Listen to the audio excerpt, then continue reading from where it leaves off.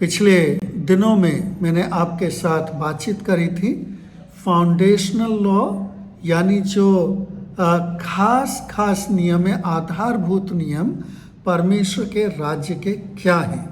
तो उसके ऊपर पिछली बार हमने बात करी थी और आज हम बात करेंगे कि परमेश्वर के राज्य जिसमें हम सदस्य हैं उसमें सामाजिक और जो हमारे रिश्ते हैं लोगों के साथ, उनके लिए परमेश्वर के राज्य में क्या नियम है।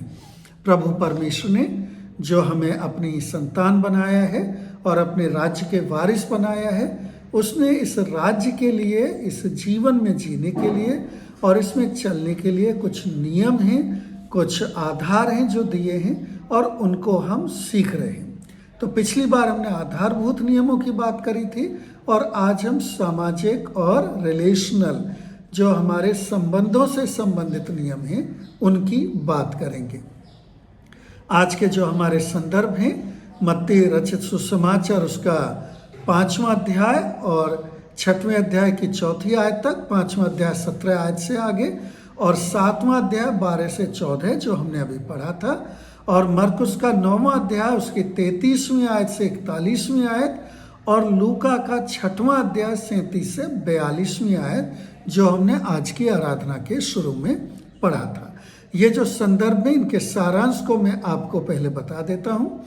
लूका में जो 6वां अध्याय है उसकी 37 से 42वीं आयत में जो खास बातें लिखी गई वो ये है, किसी का न्याय मत करो ताकि तुम्हारा भी न्याय ना करा जाए, लोगों को माफ करो ताकि तुम भी माफ करे जाओ, दूसरों को दो ताकि तुम्हें भी दिया जाए, और जिस नाप से तुम दोगे उसी नाप से तुम्हें दिया जाएगा।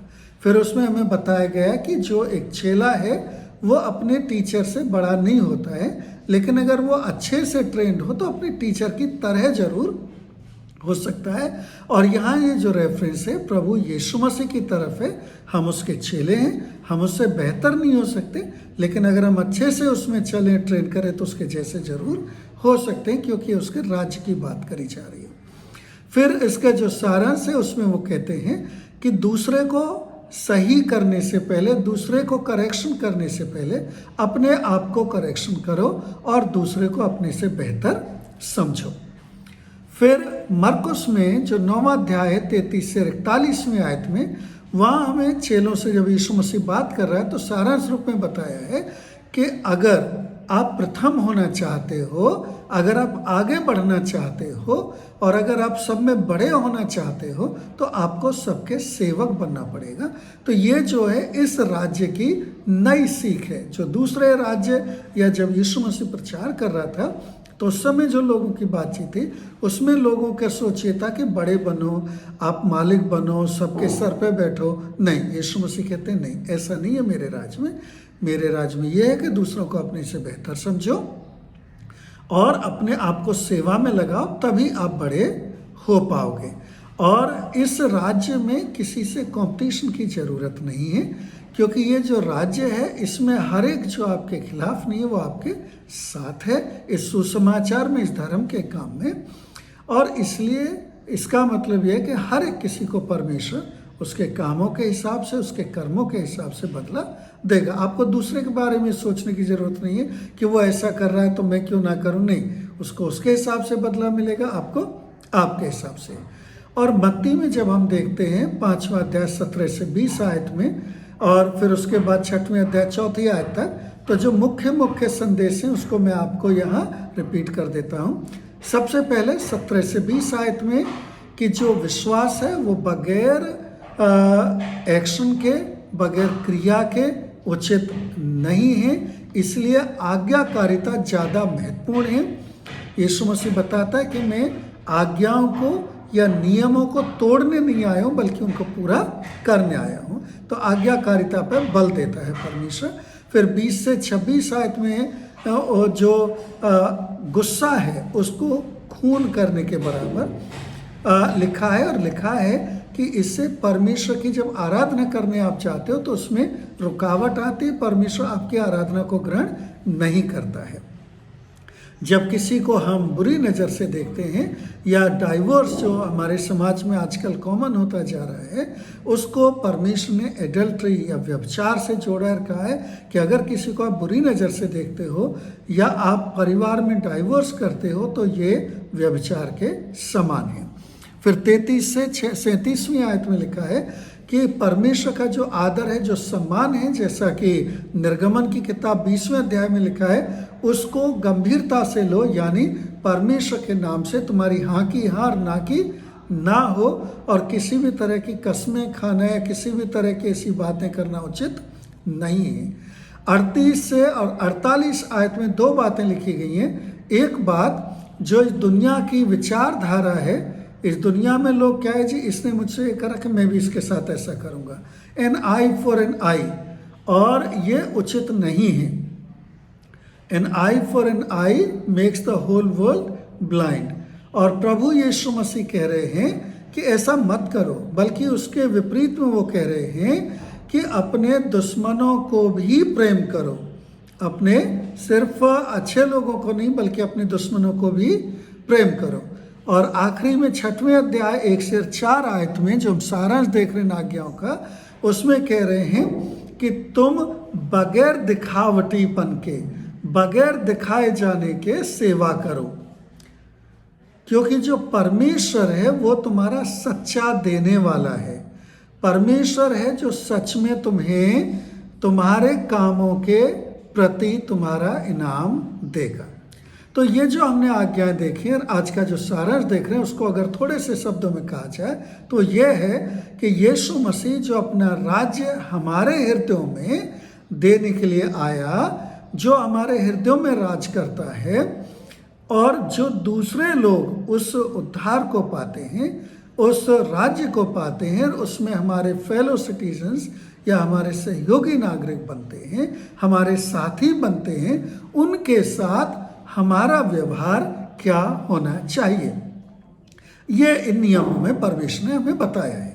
लेकिन क्या होता है कि हमारी कमजोरी की वजह से, हमारी जो आत्मिक कमजोरी, शारीरिक कमजोरी है, उसकी वजह से हम इस राज्य में दाखिल तो हैं, इस राज्य में, इस धर्म के मार्ग पर चल तो दिए हैं, लेकिन हम असफल होते चलते रहते हैं। यीशु मसीह ने अपनी मृत्यु के द्वारा हमारी जगह इस राज्य में निश्चित कर दी है, तो हम इससे बाहर तो नहीं जा सकते, फेल तो नहीं हो सकते, और वो हमें माफ़ भी करता है। पिता परमेश्वर से प्रभु यीशु मसीह ने हमारा माफ़ी दिला के रिकॉन्सिलिएशन, मेल मिलाप करा दिया है।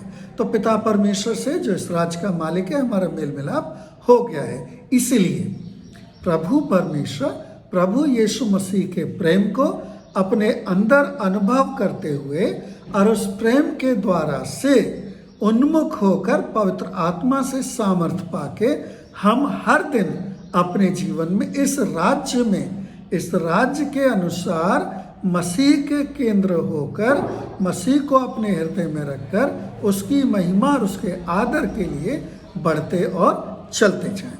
तो यह हमारा सारांश है। अब इसको 3 अलग अलग तरीके से हम लोग देखते हैं। ये जो राज्य है जिसमें मुझे और आपको बुलाया गया है, इसकी एक्सपेक्टेशंस क्या है, इस राज्य में हमसे उम्मीद क्या है। सबसे पहली, प्रभु परमेश्वर ये सारे नियम जो हमने सारांश के तौर पे पढ़े, मत्ती के सुसमाचार से, मरकुस के सुसमाचार से और लूका के सुसमाचार से, वो हमें बता रहे हैं एक मुख्य बात कि हमारा जो जीवन है गॉड फर्स्ट, गॉड सेंट्रिक होना है। परमेश्वर हमारे जीवन में पहला स्थान पाए और वो केंद्र बिंदु हो। परमेश्वर का आदर और सम्मान, परमेश्वर में हमें हर तरीके से हर काम में करना है, दिखना है और बढ़ना है। दूसरी बात जो इस राज्य में हमसे उम्मीद करी जाती है और प्रभु परमेश्वर हमसे उम्मीद करते हैं, वो कहते हैं अदर्स फर्स्ट। और हमें बताया गया है कि दूसरों को अपने से बेहतर समझो। अगर आप अपने आप को प्रथम स्थान पर रखना चाहते हो तो उनकी सेवा करो, उनके सेवक बनो।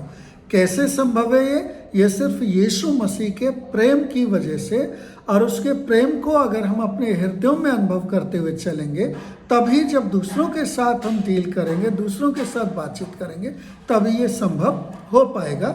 ये हमसे एक्सपेक्टेड है, जो फिलिपियों की पत्री में भी हमें बताया गया है।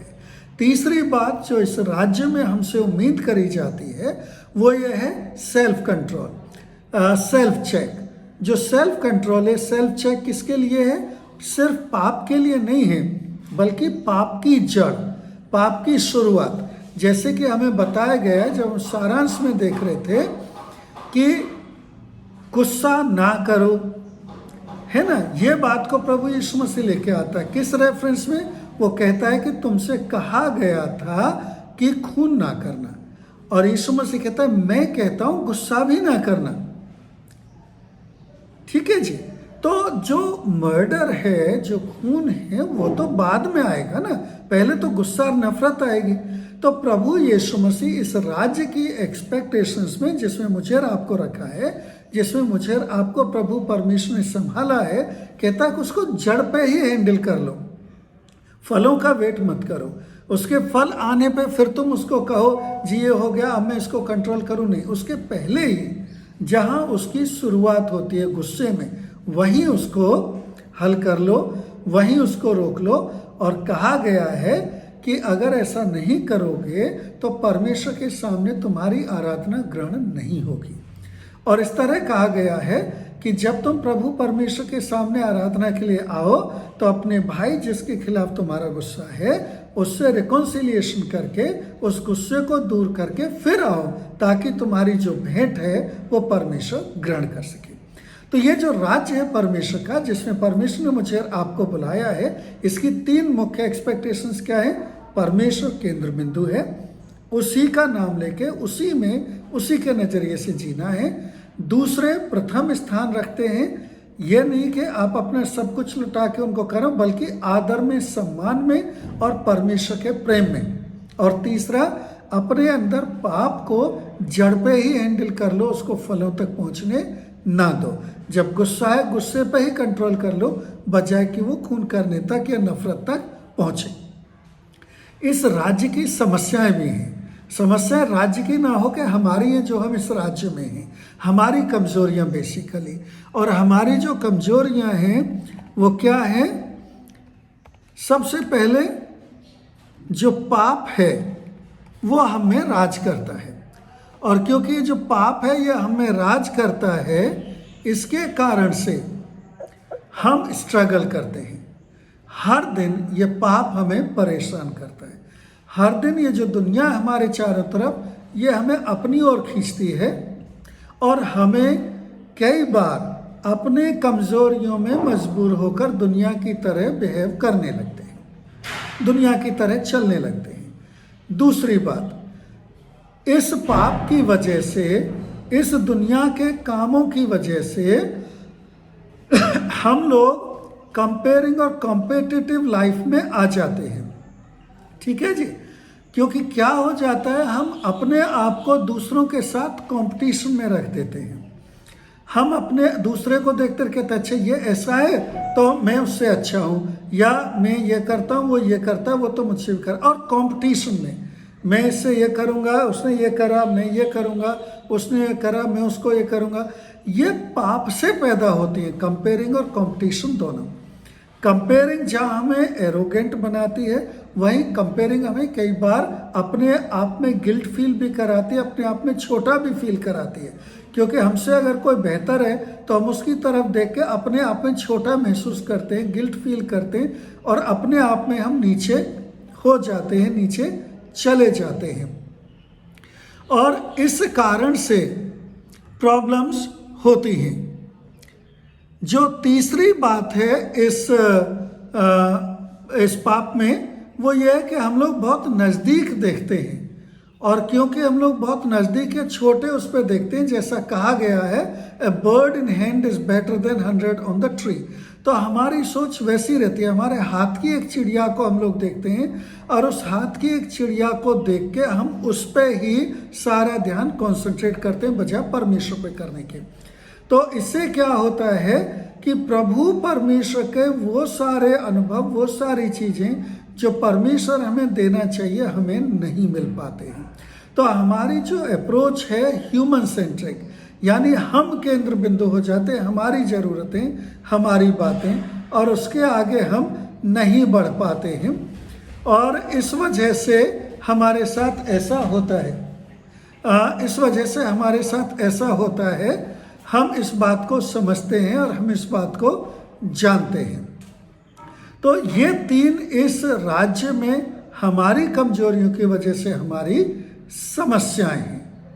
जो तीसरी बात है, इस राज्य की जो मुख्य या स्ट्रॉन्ग बातें हैं, जो इसमें सबसे मजबूत बातें हैं, और वो सबसे मजबूत बातें ये हैं कि मुझे और आपको इस राज्य में मेरे और आपके कामों या मेरे और आपकी सामर्थ्य से या मेरे और आपकी अच्छाई को लेके नहीं बुलाया गया है, बल्कि मुझे और आपको इस राज्य में जो नागरिक बनाया गया है वो प्रभु यीशु मसीह के कामों, प्रभु यीशु मसीह के बलिदान और प्रभु यीशु मसीह के प्रेम की वजह से बनाया गया है। इसीलिए क्योंकि मुझे और आपको ये इसलिए मिला है, प्रभु यीशु मसीह में मिला है, और प्रभु यीशु मसीह ने मुझे और आपको ये दिया है, इसीलिए मैं और आप इसे खो नहीं सकते हैं, क्योंकि मेरे और आपके ऊपर आधारित नहीं है। ये इसकी मजबूती है और अच्छी बात है। मुझे और आपको पिता परमेश्वर से प्रभु यीशु मसीह के बलिदान और प्रभु यीशु मसीह में एक बच्चे के तौर पे एडॉप्ट करके लिया गया है। और क्योंकि मुझे और आपको प्रभु यीशु मसीह में एक बच्चे की तरह उसके बलिदान और उसके कामों की वजह से, उसके प्रेम की वजह से एक बच्चे के तौर पे लिया गया है, इसलिए इस राज्य से मुझे और आपको कभी निकाला नहीं जा सकता, क्योंकि मैं और आप इस राज्य के एडॉप्टेड दत्तक पुत्र और पुत्रियां हैं। तीसरी बात, जो सामर्थ्य की बात इस राज्य में ये है कि मुझे और आपको पवित्र आत्मा की सामर्थ्य, पवित्र आत्मा का सहयोग दिया गया है, जो मुझे और आपको हर दिन इस राज्य में मदद करती है, संभालती है, बढ़ाती है, और मुझे और आपको हर कदम कदम पे, मेरे और आपकी हर कमजोरी में वो मेरा और आपका हाथ पकड़ के लेके चलती है और प्रभु परमेश्वर में रास्ता दिखाती है। तो जब मैं और आप अपनी कमजोरियों में गिर जाते हैं, जब मैं और आप अपनी कमजोरियों में परेशान हो जाते हैं और मैं और आप अपनी कमजोरियों के कारण इस राज्य के अनुसार नहीं चलते हैं, तो हमें बाहर निकालने के बजाय पवित्र आत्मा हमारा हाथ पकड़ के हमें लेके और प्रभु यीशु मसीह के बलिदान के, परमेश्वर के प्रेम के खातिर इस राज्य में बनाए रखती है और हमें आगे लिए चलती है। इसके कंक्लूजन में मैं आपको इसी जो रेफरेंसेस हमने पढ़े उनकी कुछ आयतें पढ़ के और मैं आपको फिर बताना चाहता हूँ। उदाहरण के लिए इस हमारे जो रेफरेंसेस है उसमें पढ़ाया गया है कि ये जो राज्य है इसकी उत्तमता इस बात में है, जैसे कहा गया मत्ती 5 के अध्याय के 48 आयत में, कि मुझे आपको इसलिए परफेक्ट होना है, इसलिए पवित्र होना है क्योंकि मेरा आपका पिता परफेक्ट है। ये मेरे और आपके पिता का राज्य है। मुझे और आपको प्रभु यीशु मसीह में बलिदान के द्वारा से रिकंसाइल होके सब कुछ अच्छा करके लिया गया, बुलाया गया है, और इसलिए क्योंकि मैं और आप उसके बेटे बेटियां बनते हैं, इसलिए उसके लिए हमें परफेक्ट होना है। अब ये जो परफेक्शन है मुझ में और आप में मेरी और अपनी वजह से नहीं आता है, बल्कि ये कैसे आता है, जैसे कि कहा गया कि जो चेला है वो गुरु से उत्तम नहीं होता, लेकिन अगर वो ट्रेन हो जाए, सही से चले तो गुरु के जैसा हो, टीचर जैसा। और हमारा जो गुरु है, हमारा जो टीचर है, प्रभु यीशु मसीह है।